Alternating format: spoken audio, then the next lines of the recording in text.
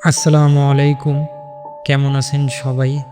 আশা করি সবাই ভালো আছেন। আলহামদুলিল্লাহ। আজকে আমি আপনাদের দিতে চলেছি খুবই ভয়ংকর একটি বশীকরণ। যা মানে এক কথায় বলতে গেলে বিদ্যুতের ঝলকের ন্যায় কাজ করে।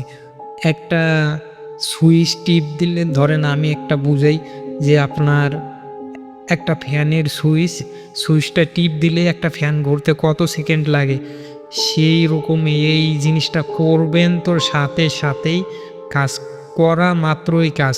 এইরকম একটা আমি বিদ্যা আপনাদের দিতে চলেছি। এটি স্বয়ং সিদ্ধ মন্ত্র, গুরুবিদ্যা। কোনো সিদ্ধ করতে হবে না, শুধু মন্ত্রটা মুখস্থ করে নিলেই হবে। তো এটি প্রচণ্ড ভয়ঙ্কর বশীকরণ। এটি সাথে সাথেই কাজ করে। সাথে সাথে বলছি মানে সাথে সাথেই। এটি এমন একটি বিদ্যা, আর এটি অনেক প্রাচীন একটি বিদ্যা।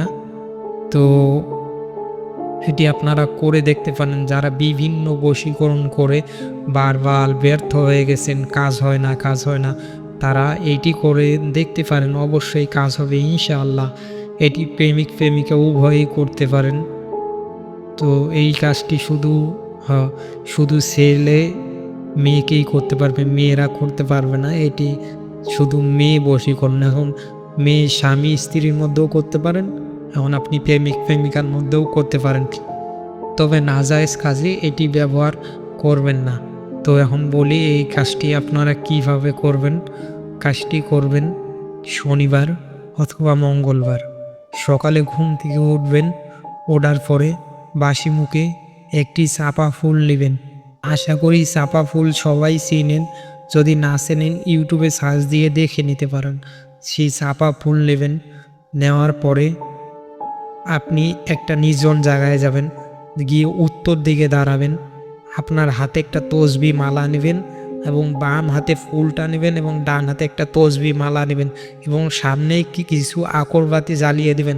জ্বালিয়ে দেওয়ার পর আপনি উত্তর দিকে মুখ করে দাঁড়িয়ে 108 বার মন্ত্র বলে 108 বার ফু দেবেন। একবার বলবেন, একবার ফু দেবেন। মন্ত্রে যেখানে অমুক আছে সেখানে নাম বলবেন। আশা করি যারা এগুলো করেন তারা বুঝেই যাবেন কোনখানে কার নাম দিতে হবে।